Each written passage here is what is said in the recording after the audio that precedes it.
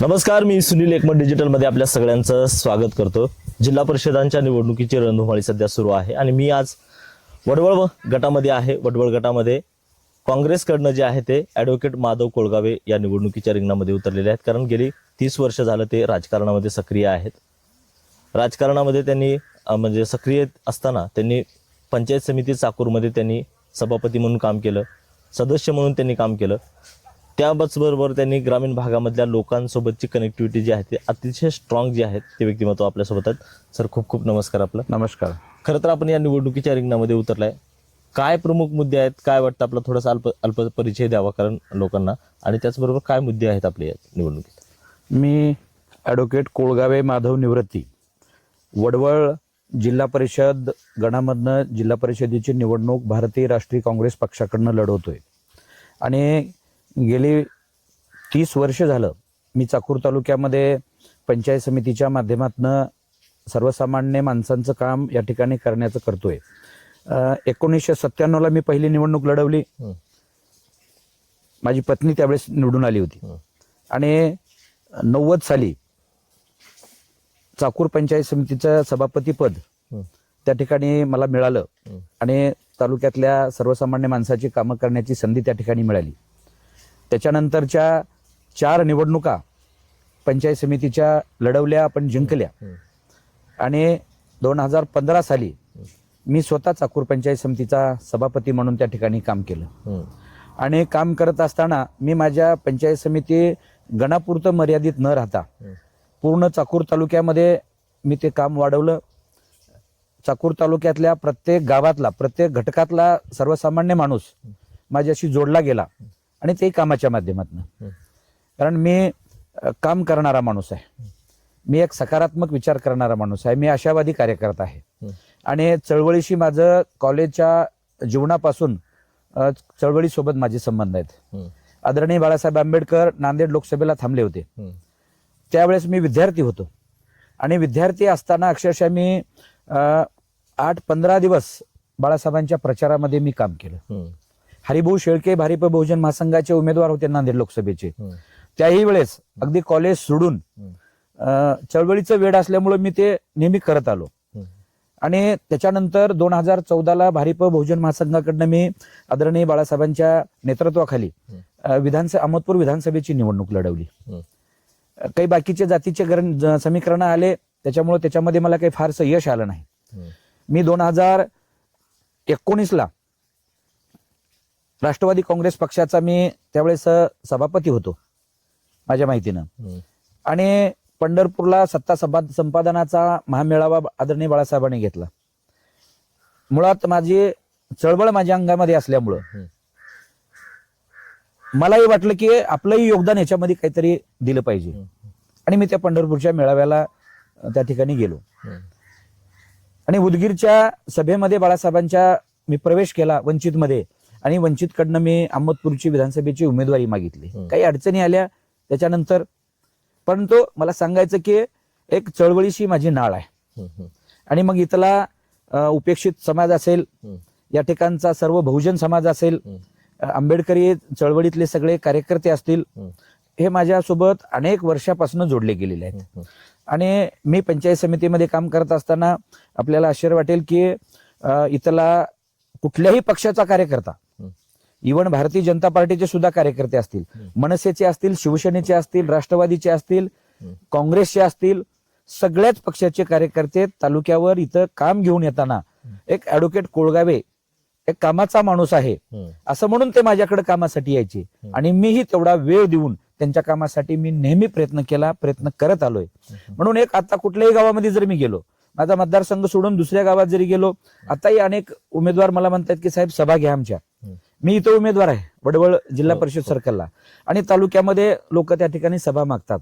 त्याचं कारण की चळवळीच्या माध्यमातून काम केलं, पंचायत समितीच्या माध्यमातून काम केलं, जिल्हा परिषदेच्या माध्यमातून कामाच्या माध्यमातून काम केलं आणि ते कामाची लोकांची माझी अटॅचमेंट त्या कामाच्या माध्यमातून झाली. म्हणून मी कुठल्याही गावात गेलो तर लोकांचा समूह त्या ठिकाणी, संच त्या ठिकाणी जमा होतो आणि मग जुन्या कामातल्या अडचणी, आपण काम केलेल्या, साहेब तुम्ही त्या ठिकाणी माझं असं काम केलं होतं, तुम्ही मला खूप मदत केली होती, ह्या आठवणी लोक आजही म्हणजे गावात गेल्यानंतर ते होतं.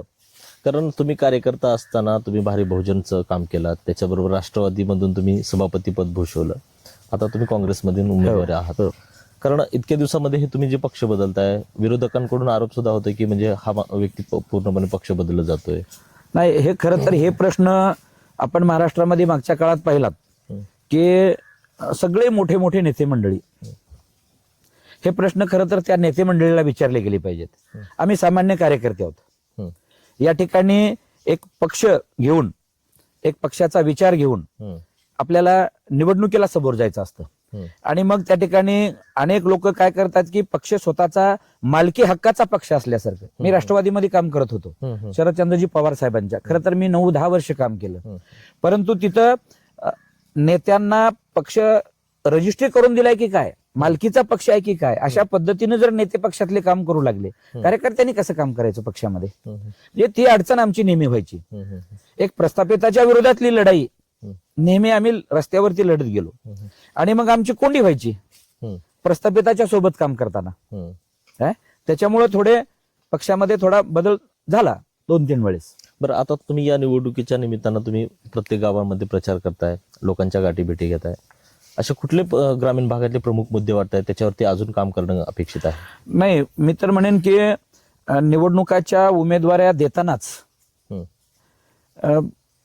सगळ्याच पक्षाच्या नेत्यांनी काय केलं की विकासाचा मुद्दा बाजूला ठेवला. आता तुम्ही असं म्हटलात की ग्रामीण भागामध्ये आता प्रचाराला गेल्यानंतर काय तिथं विकासाचे विषय तिथं निघत आहेत. विकास ग्रामीण भागातल्या लोकांचा बाजूलाच आहे. खरं तर इथल्या पक्षाच्या नेत्यांनी आणि पक्षांनी उमेदवाऱ्या देतानाच असा विषय आणला की पैसे असणारा माणूस जर निवडणुकीच्या रिंगणात आपण आणलो, माझ्या पक्षाचा उमेदवार जर पैसेवाला झाला तर माझं काम हलकं होईल आणि विकास वगैरे लोकांना काही सांगायची गरज पडणार नाही. किंवा आम्ही निवडून आल्यावर काय कामं करू, तुमच्या गावातले पिण्याच्या पाण्याचा प्रश्न आहे, लाईटचा प्रश्न आहे, शेतकऱ्यांच्या शेताकडे जाण्याच्या रस्त्याचा विषय आहे, प्रश्न खूप आहेत, अडचणी अनेक आहेत, परंतु त्याच्याकडे कुणालाही लक्ष द्यायचं नाही. मी आता म्हटलं की नेत्यांनी सुरुवातच अशी केली आहे पंचायत समिती आणि जिल्हा परिषदेच्या निवडणुकीची की पैसेवाला उमेदवार दिला की लोक हे सगळं विसरून जातात. एकतर महाराष्ट्रामध्ये असं गोंधळाचं वातावरण निर्माण झालंय, कोण कुण्या पक्षामध्ये काम करतोय आणि कोणता पक्ष कोणाच्या विरोधामध्ये, सत्तेमध्ये कोण आहे आणि विरोधामध्ये कोण आहे हे कळायलाच मार्ग नाही. एकमेव भारतीय राष्ट्रीय काँग्रेस पक्ष असा आहे की त्या पक्षाची प्रतिमा पाहतो मी ह्या मागच्या नगरपालिका महानगरपालिकेच्या निवडणुकीमध्ये की पक्षाचे कार्यकर्ते घेऊन निवडणुकीला समोर जात आहेत, विकासाचे मुद्दे घेऊन सगळे नेते मंडळी निवडणुकीला समोर जात आहेत. आदरणीय शिवराज पाटील चाकूरकर साहेबांच्या विचाराने, या ठिकाणी आदरणीय विलासराव देशमुख साहेबांच्या विचाराने तयार झालेले पक्षातले कार्यकर्ते नेते मंडळी, आदरणीय दिलीपरावजी देशमुख साहेब आहेत, या ठिकाणी सहकारामध्ये त्यांनी खूप मोठं काम या लातूर जिल्ह्यामध्ये केलं आणि त्यांचा एक आदर्श अमित भैया या ठिकाणी एक चांगलं युवकांचं नेतृत्व म्हणून महाराष्ट्रामध्ये उदयाला आलेलं आहे. त्यांच्या नेतृत्वाखाली या ठिकाणी धीरज भैयांचं काम खूप चांगलं या ठिकाणी होत आहे. या सगळ्या च्या नेतृत्वाखाली आपल्या लातूर जिल्ह्यामध्ये काँग्रेसचे सगळे उमेदवार पहा तुम्ही, पैसेवाला उमेदवार म्हणून कोणी समोर नेत्यांनी आणला नाही काँग्रेसचा, परंतु भारतीय जनता पार्टी असेल आणि राष्ट्रवादी काँग्रेस असेल, विशेषतः हे दोन्ही पक्ष ज्या उमेदवाराकडे पैसा आहे, मग तो उमेदवार लोकलचा असेल या मतदारसंघातला नसेल, पैसा असलेला माणूस बाहेरून का असे ना, परंतु या मतदारसंघामध्ये आणायचं आणि त्याचा पैसा वापरून लोकांची मतं घ्यायची. पैसा वाटला गेला, पैशानं लोकांना खाऊ पिऊ घातलं, धाब्यावरती नेलं की विकासाचे मुद्दे बाजूला पडतात आणि त्या पक्षाच्या नेत्याला सुद्धा गावात गेल्यानंतर विकासाबद्दल कोणीच बोलणार नाही, कारण उमेदवार पैसा खर्च करतोय, उमेदवार पैसे वाटप करतोय, त्याच्यामुळे विकासाचा मुद्दा पूर्णपणे बाजूला त्या पैशामुळे जाणार असं गृहीत धरून त्यांनी पैशाचे लोक त्या ठिकाणी पैसेवाली माणसं निवडणुकीच्या रिंगणामध्ये आणलेले आहेत. आम्ही मात्र त्याच्या उलट, मी आता सांगितलं आपल्याला की मी गेली 27-28 वर्ष झालं या तालुक्यामध्ये काम करतोय. माझी या ठिकाणी प्रतिमा कामाचा माणूस म्हणून प्रतिमा आहे, या ठिकाणी सर्वसामान्य माणसाची नाळ जुळलेला माणूस म्हणून माझी प्रतिमा आहे. या ठिकाणी मी चळवळीतला संघर्षातला कार्यकर्ता, बहुजनांच्या सगळ्या लोकांच्या सोबत राहणारा कार्यकर्ता म्हणून या ठिकाणी माझी ओळख आहे. आज या ठिकाणी तालुक्यामध्ये काम करत असताना मी पाहतोय निवडणुकीच्या निमित्तानं बाहेर आम्ही फिरलो, अनेक गावं, लोकांचे प्रश्न आहेत. काय प्रश्न आहेत? आजही देशाला स्वातंत्र्य मिळून एवढी वर्ष झालं, ग्रामीण भागातल्या नागरिकांना, लोकांना आपण पिण्याचं स्वच्छ पाणी देऊ शकत नाही. आपण फार मोठी शोकांतिका आहे. हो. पिण्याचं स्वच्छ पाणी आणि दररोज पाणी गावातल्या शेवटच्या घरापर्यंत पिण्याचं पाणी मिळालं पाहिजे. ते पाणी स्वच्छ असलं पाहिजे आणि ते पाणी दररोज मिळालं पाहिजे. बरोबर. ही मूलभूत गरज आहे ग्रामीण भागातल्या नागरिकांची. त्याच्याकडे कुणाचंच लक्ष नाही. या ठिकाणी शेतकरी आहे. शेतकऱ्याला आपण म्हणतो की शेती हा खूप मोठा व्यवसाय आहे. शेतीला व्यवसायाचा दर्जा दिलाय. शेतकरी हा जगाचा पोशिंदा आहे. परंतु शेतकऱ्याच्या व्यवसायासाठी जसं आपण MIDC मध्ये उद्योगांना 24 तास वीज देतो, तसे आपण शेतकऱ्यांना स्वातंत्र्याच्या नंतर आजही 24 तास वीज देऊ शकलो नाही. त्याच्यावरती कोण बोलत नाही. शेतकऱ्याच्या शेतीला जर पाणी मिळालं, कोरडवाहू जमीन आणि पाण्याची जमीन, पाणी जर मिळालं, त्याचे जर पाण्याचं नियोजन झालं शेतकऱ्याच्या शेतीला, तर शेतकऱ्याच्या जीवनामध्ये आर्थिक क्रांती घडल्याशिवाय राहणार नाही. हे एवढं साधं गणित राजकारणी लोकांना कळू नये का? आणि मग याच्याकडेही कुणाचं लक्ष नाही. निवडून येणारा माणूस मी म्हटल्यासगर वेगवेगळ्या क्लबच्या काहीतरी दर निवडणुकीमध्ये लढवतो. भारतीय जनता पार्टी काहीतरी देवाच्या नावावर, सगळेच आम्ही हिंदू आहोत, सगळ्यांच्याच धार्मिक आहोत, सगळ्याची श्रद्धा आहे त्या परमेश्वरावरती, परंतु त्याचा फार मोठा बाऊ करून म्हणजे विकासाच्या मुद्द्याला हात न घालता लोकांनी या धार्मिक विषयावरती मतदान करावं असं म्हणून जाणीवपूर्वक भारतीय जनता पार्टीचे लोक त्या विषयाकडे हात घालतात आणि लोकांना गुदगुल्या करून मतं घेतात आणि निवडून देतात लोक. राष्ट्रवादी काँग्रेसचा याच्यापेक्षा फार वेगळा विषय नाही. आता राष्ट्रवादीला मत म्हणजे अजितदादांच्या राष्ट्रवादीला मत म्हणजे भारतीय जनता पार्टीलाच मत आहे, लोकांना कळू लागले. लातूरच्या महानगरपालिकेमध्ये लोकांनी हे सगळं दाखवून दिलं. आता आमच्या मतदारसंघामध्ये अहमदपूर तालुक्यामध्ये लोक फिरतायत की आमचा भाजपचा संबंध. अरे सरकारमध्ये तुम्ही आहेत, भारतीय जनता पार्टी सोबत तुम्ही मिळून सरकार केलंय. भाजपचे नेते तुम्ही एकमेकाच्या विरोधात आत्ता बोलताय निवडणुकीपुरतं. खरं तर ह्यांचं हे नियोजन आहे. इथला आंबेडकरी विचाराचा मतदार असेल, इथला मुस्लिम समाज असेल, या दोन मतदारांचं मतदान बाजूला काढण्यासाठी काँग्रेसपासनं राष्ट्रवादी काँग्रेस या ठिकाणी निवडणूक स्वतंत्र लढवत आहे आणि भारतीय जनता पार्टीला रान मोकळं करून दिलंय खरं तर राष्ट्रवादीनं. आणि म्हणून काँग्रेसचं खच्चीकरण करण्यासाठी, या ठिकाणचा मुस्लिम मतदार काँग्रेसपासून बाजूला काढण्यासाठी, या ठिकाणचा दलित मतदार काँग्रेसपासून बाजूला काढण्यासाठी आपलं अजितदादांची राष्ट्रवादी या ठिकाणी स्वतंत्र निवडणुका चाकूर तालुक्यामध्ये लढत आहेत. परंतु इथल्या मतदारांना मी आपल्या माध्यमातून एक आवाहन करू इच्छितो की भाजप आणि राष्ट्रवादी आपल्या चाकूर तालुक्यात, जिल्ह्यात, महाराष्ट्रामध्ये एकच आहे. आपलं मत राष्ट्रवादीला, घड्याळाला जर गेलं तर ते भारतीय जनता पार्टीच्या कमळालाच गेलं असं गृहीत धरावं. आणि माझी विनंती आहे की राष्ट्रवादी आणि भारतीय जनता पार्टी एक समजून ते मत घड्याळाचं भाजपला गेलं तर फार मोठं नुकसान या ठिकाणी या जिल्ह्यामध्ये, तालुक्यामध्ये, देशामध्ये होणार आहे. हे लक्षात घेऊन भारतीय राष्ट्रीय काँग्रेसच्या हाताच्या पंजालाच सगळ्यांनी मतदान करावं ह्या विचाराच्या मुस्लिम समाजाने आणि आंबेडकरी चळवळीतल्या, आंबेडकरी विचाराच्या सगळ्या दलित समाजाच्या लोकांनी एवढे आपल्या माध्यमातून एक नम्रतेचं त्या ठिकाणी आवाहन करतो. खरं तर विकासाच्या मुद्द्यावर आपण बोलत होतो. विकासाच्या मुद्द्यावर बोलत असताना आम्ही गावोगाव फिरताना पाहतोय की कोणीच भाषणामध्ये विकासाच्या मुद्द्यावर बोलत नाही. एकमेकावरती टीका चालू आहे. भाजपवाले राष्ट्रवादीवरती टीका करतायत, राष्ट्रवादीवाले भाजपवरती टीका करतायत, दोघं मिळून काँग्रेसवरती टीका करत आहेत. खरं तर आम्ही कुणावरही टीका करत नाही. मी फक्त विषय सांगितला की लोकांना काही गोष्टी माहीत नसतात.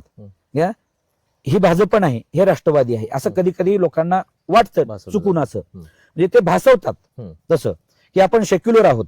राष्ट्रवादी म्हणजे घड्याळाला मतदान म्हणजे सेक्युलर, ह्याला विचाराला मतदान असं. परंतु महाराष्ट्रामध्ये आणि देशामध्ये हे सगळं चित्र आता स्पष्ट झालेलं आहे. शरदचंद्रजी पवार साहेबांनी सुद्धा भारतीय जनता पार्टीला अनेक वेळा मदत केलेली आहे.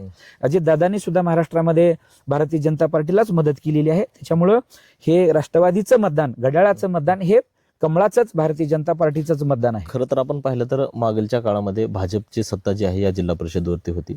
ग्रामीण भागामध्ये भाजपकडून विकास झाला नाही असं वाटतं तुम्हाला? झालाच नाही ना, विकास झालाच नाही. तुम्ही एक त्यातलं मी उदाहरण सांगतो तुम्हाला. आता मी फार मोठ्या माणसाबद्दल बोलू नये, परंतु महाराष्ट्राचे मुख्यमंत्री देवेंद्र फडणवीस साहेब सत्तेमध्ये असताना आणि सत्तेमध्ये नसताना कसं बोलावं एवढं सुद्धा भान नसलेला मुख्यमंत्री म्हणता येईल यांना. सत्तेमध्ये आहेत परंतु विरोधकासारखं भाषण करतात. विरोधकासारखं काय म्हणतात त्याला, मोठ्या आवाजामध्ये जसं विरोधी पक्षवाल्यांनी बोललं पाहिजे तसं देवेंद्र फडणवीस साहेबांचं भाषण असतं. अगदी त्याच पद्धतीनं त्यांचा ग्रामीणचा सुद्धा पंचायत समिती लेवलचा असेल, जिल्हा परिषद लेवलचा असेल, त्यांचा कार्यकर्ता पदाधिकारी अगदी त्याच पद्धतीनं जिल्हा परिषदेमध्ये आले तरी आपण सत्तेत बसलो ह्याचं भान नाही त्यांना. सत्तेत बसून सुद्धा विरोधामध्ये बोलणं भाषण. आता साहेब, याच्यामध्ये जर पाहिलं आपण, भाजप असेल किंवा इतर पक्षाचे जे उमेदवार आहेत या निवडणुकीच्या रिंगणामध्ये आहेत ते सुद्धा प्रचार करतायत. तुम्ही त्याच्यापेक्षा वेगळे का आहे किंवा तुम्हाला लोकांनी मतदान का करावं? माझे एवढ्या निवडणुका मी लढल्या.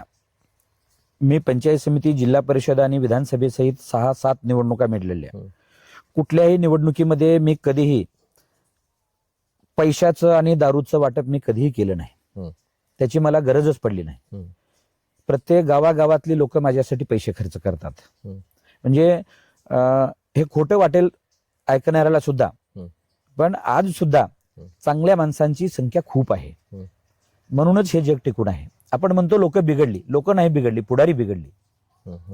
निवडून आल्यानंतर 5 वर्ष जर आम्ही लोकांच्या कामाला पडत नसेल, आम्ही लोकांच्या काय अडीअडचणी आहेत त्या सोडवण्याचा आम्ही जर प्रयत्न करणार नसेल, तर लोक तुम्हाला निवडणुकीमध्ये पैसाच मागणार आहेत.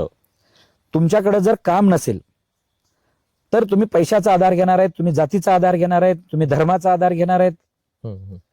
ज्याच्याकडे काम नाही, ग्राउंड लेवलला लोकांमध्ये चांगली प्रतिमा नाही, किंवा जिल्हा परिषद पंचायत समितीमध्ये अधिकाऱ्याकडनं कामं करून घेण्यासाठी, इथं निधी आणण्यासाठी, वेगवेगळ्या योजनेचा निधी ग्रामीण भागामध्ये घेऊन येण्यासाठी, मंजूर करण्यासाठी एक अभ्यास त्या ठिकाणी लागतो त्या योजनांचा.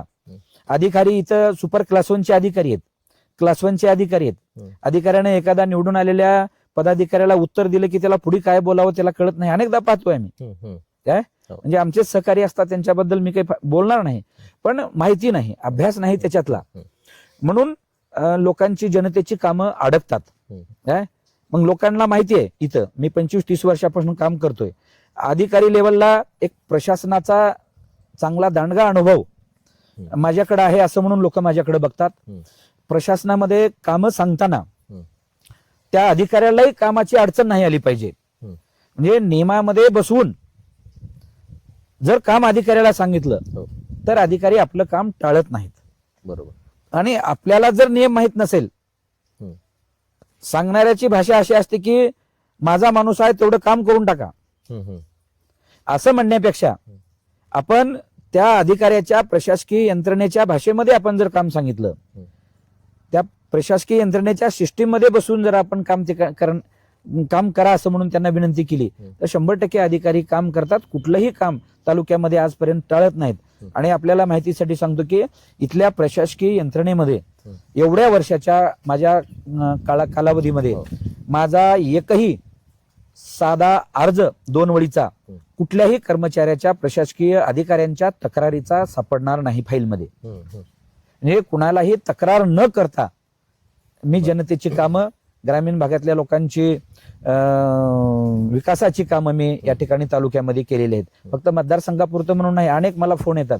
मी कर्मचाऱ्याला, अधिकाऱ्याला मी शक्यतो कॉन्फरन्सवर घेतो. मी लोकांना सांगतो की तुम्ही तुमच्या कामात राहा. तुम्ही एकदा मतदान दिलं ना मला, तुम्ही मतदान दिलं, तुमचं एक अमूल्य मतदान मला पंचायत समितीचा सदस्य म्हणून तुम्ही बनवलं. तुमच्या एका मतामुळे मी तालुक्याचा सभापती झालो.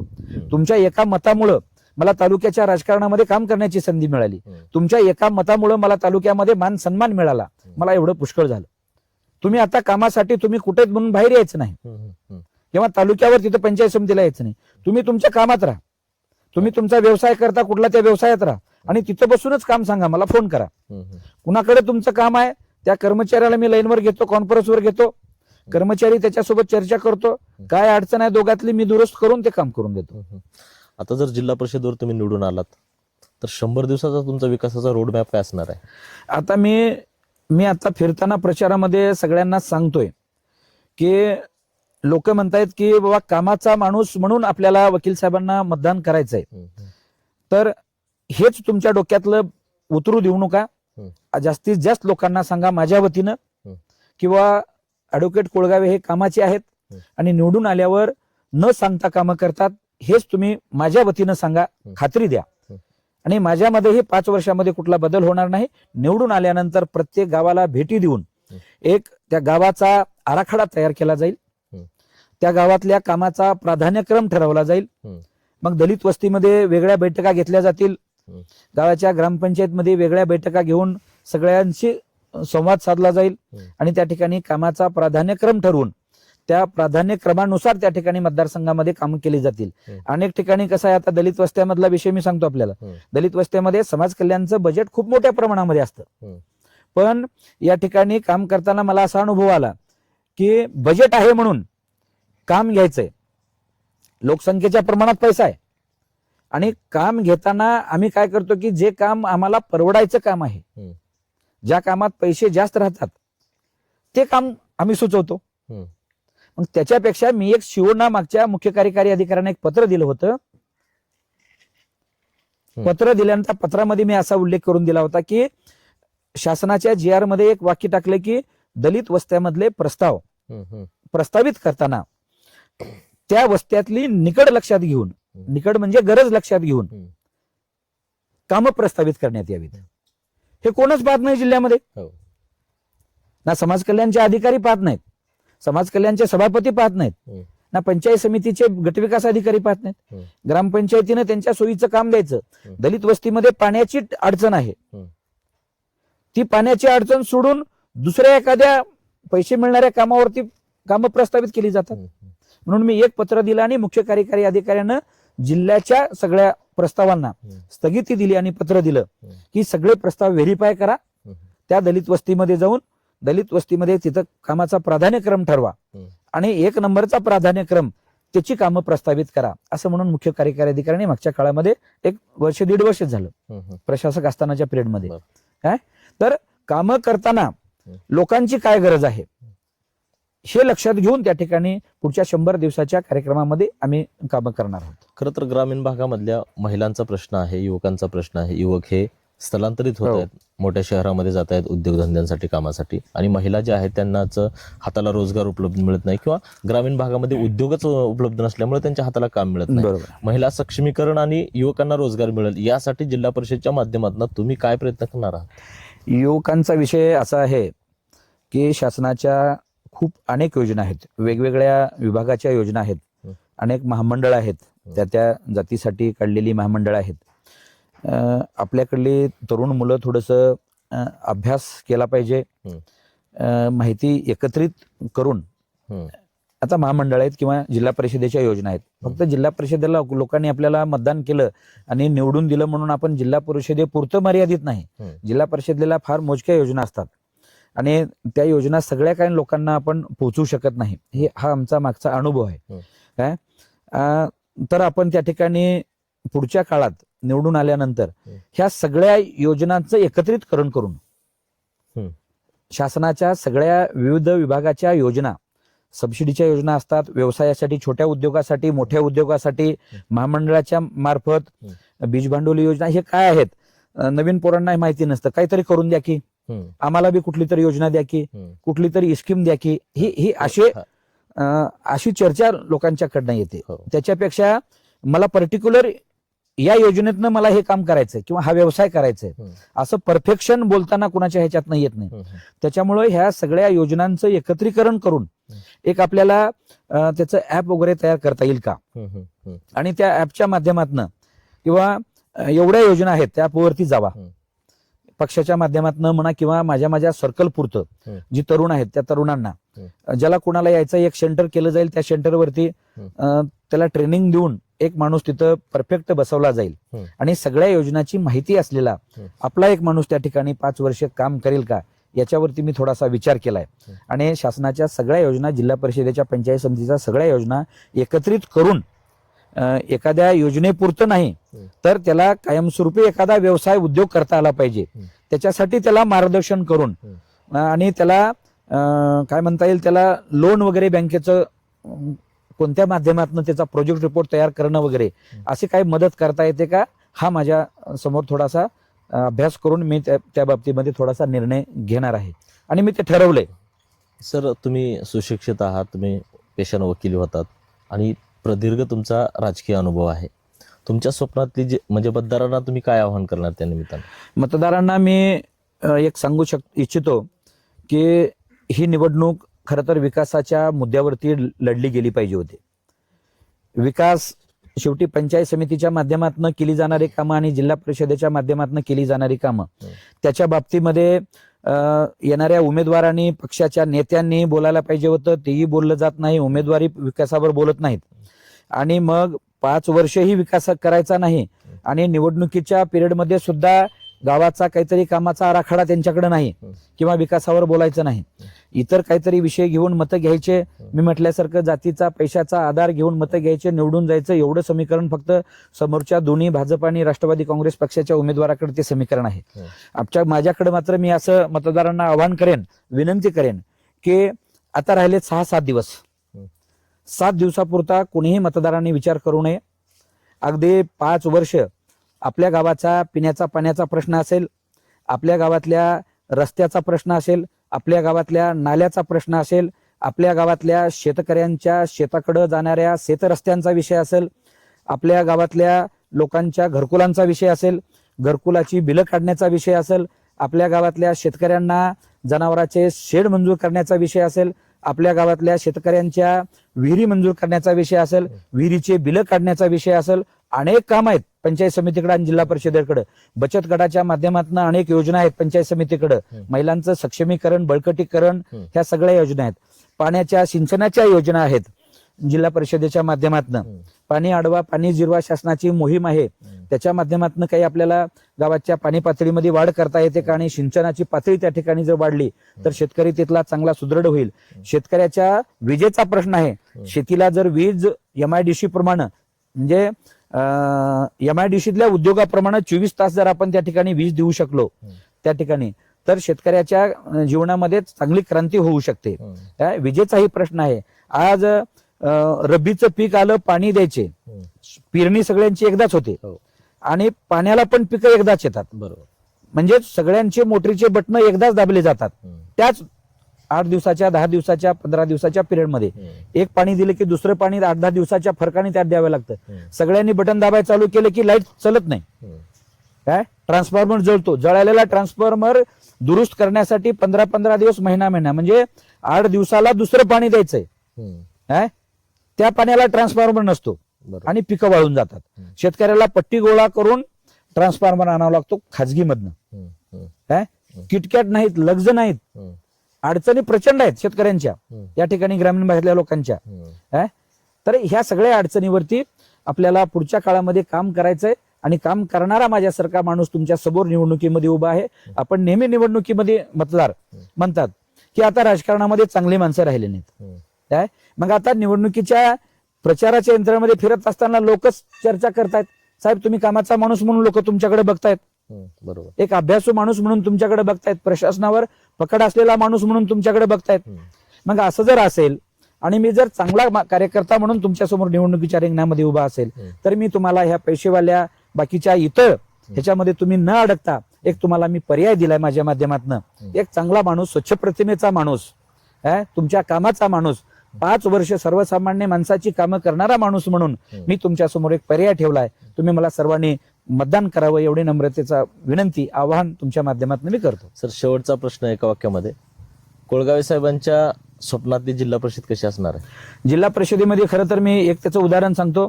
जिल्हा परिषदेमध्ये पशुसंवर्धन विभाग आहे आणि कृषी विभाग आहे, 2 विभाग. बाकीचे विभाग तर काम करतात.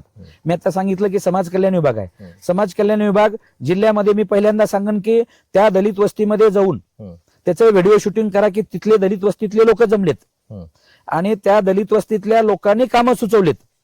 प्राधान्यक्रम ठरवलाय. तो प्राधान्यक्रम 5 वर्ष चालला पाहिजे.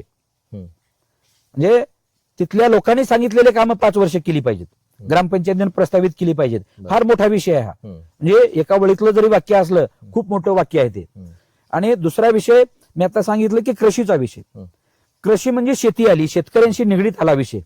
काय काम करतं जिल्हा परिषदेचं कृषी खातं? काहीही काम करत नाही. माझा अनुभव आहे. पंचायत समितीला कृषी विभाग आहे, फक्त शासनाचे कागदपत्र पुढे मागं करणे याच्या पलीकडे कृषीचं खातं काहीच काम करत नाही. एकतर जिल्हा परिषदेचं कृषी खातं बंद करावं, त्या स्टेटला द्यावं. नसेल तर हे कृषीचं खातं एवढं सक्षम करावं की प्रत्येक गावागावातल्या शेतकऱ्यांच्या शेतीचं सरसकट माती परीक्षण जिल्हा परिषदच्या कृषी विभागाकडनं झालं पाहिजे. बरं. जसं आपलं आरोग्य विभागाकडनं चांगलं आरोग्य त्या आरोग्य खात्याकडनं आपल्याला मिळतं किंवा त्याची सेवा आपल्याला मिळते, त्या पद्धतीनं कृषीचं आरोग्य ही कृषी विभागाच्या कर्मचाऱ्यांनी अधिकाऱ्यांनी अभ्यास करून ट्रेनिंगा घेऊन, जर तिथं माती परीक्षण झालं, माती परीक्षणची व्यवस्था आपल्या जिल्हा परिषदेला नाही, बजेट असतं कृषीचं, दुसरीकडे खर्च होतं. खरं तर माती परीक्षणची प्रक्रिया यंत्रणा जी काय आहे, मशिनरी आहेत, त्या सगळ्या उपलब्ध करून तालुका पातळीवरच्या कृषीला कार्यालयाला त्या ठिकाणी तालुक्यातल्या सगळ्या शेतकऱ्यांचं सरसकट त्याचं माती परीक्षण झालं पाहिजे. तिथला मातीमधला पीएच कळाला पाहिजे, सोमू कळाला पाहिजे, सगळे घटक त्या मातीमधले सूक्ष्म अन्नद्रव्य कळाले पाहिजेत. माझ्या शरीरामध्ये काय कमी आहे हे कळालं तर मला त्याचं औषध घेता येईल. जमिनीमध्ये सुद्धा काय कमी आहे ते जर शेतकऱ्याला कळालं, समजा एखादा युरिया आहे, एनपीके म्हणतो ना आपण, ते खत टाकतो, एखादा सूक्ष्म अन्न घटक आहे, तो जमिनीमध्ये ऑलरेडी आहे आणि आपण जास्त टाकला, त्याचं प्रमाण अधिक होईल. आता टोमॅटो उत्पादक वगैरे आमच्याकडे वडवळला, लातूर रोडला खूप मोठ्या प्रमाणात हुशार शेतकरी आहेत आमच्याकडे. काय आणि मग मातीचं माती परीक्षण करून काय पूर्ण अभ्यासपूर्ण शेती करतात.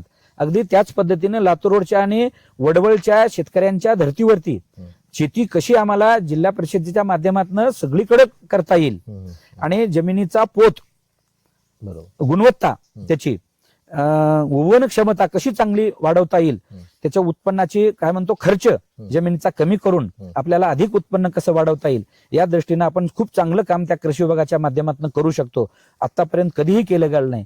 दुसरं, पशुसंवर्धनचा विभाग एक आपल्या जिल्हा परिषदेला आहे, जनावराला आपण शेतकऱ्याकडे त्याची जनावरांची काय किंमत आहे आपल्याला माहित असेल, त्याची प्रशासनामध्ये फार किंमत नाही त्या पशुसंवर्धन खात्याची. आमच्याकडे पंचायत समिती असेल, जिल्हा परिषद असेल, एक कर्मचारी दिलेला आहे, तालुक्यावरती एक अधिकारी आहे, जिल्ह्यावरती एक अधिकारी, फार कर्मचाऱ्याचा त्या ठिकाणी तुटवडा आहे. एखादा बैलजोडी असेल एखादी शेतकऱ्याकडे, एखादी गाय म्हैस असेल, आज काय किंमत आहे बघा, लाखाच्या वरती म्हशीच्या किमती आहेत, 2-2 लाखाच्या बैलजोडी आहेत. जर शेतकऱ्याचं ते जनावर जर दगावलं, विमा नाही, शेतकऱ्याच्या जनावराला आता विमा नाही, सरसगट विमा झाला पाहिजे. एक म्हैस जर सर्वसामान्य कुटुंबातली दगावली तर त्याचा आर्थिक पूर्ण नाडी कोलमडून जाते त्या कुटुंबाची. आणि जर सरसगट त्याचा जर विमा काढला तर 1 लाखाला 1 लाख त्याची जर म्हशीची किंमत असेल, त्याची पावती असेल, तर विम्याच्या माध्यमातून त्याला तेवढे त्याचे पैसे परत मिळतील. दुसरी म्हैस घेऊन येऊन त्याला पुन्हा आणखी नव्या जोमानं त्याला उभारी येईल त्या शेतकऱ्याला. या पद्धतीनं त्याचं कृषीमध्ये काम, सगळे विभाग आहेत, बांधकाम विभाग आहे, काय अनेक कामं, सगळे कर्मचारी काही या पद्धतीने म्हणणार नाही, परंतु निकृष्ट प्रतीची कामामध्ये दर्जाचा राहिलेला नाही.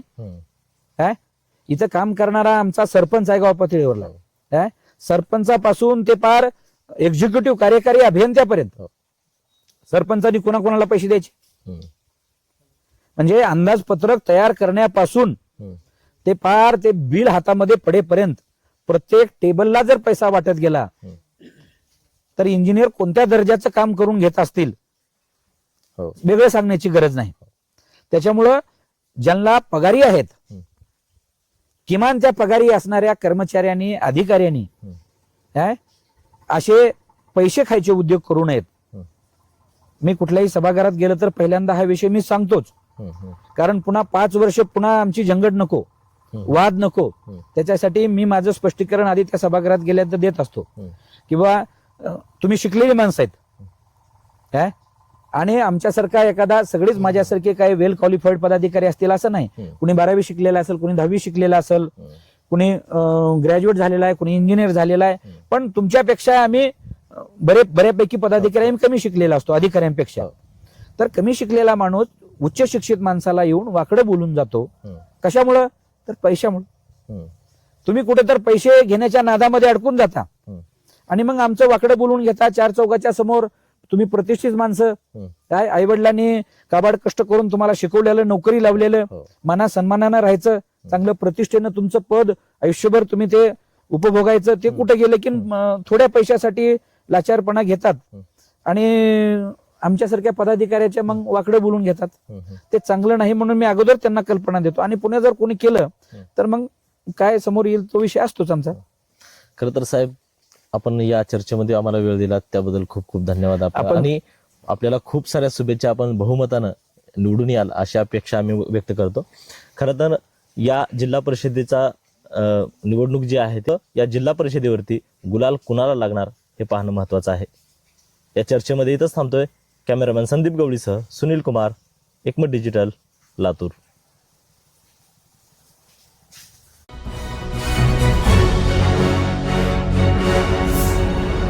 Thanks for watching Ekmat Digital.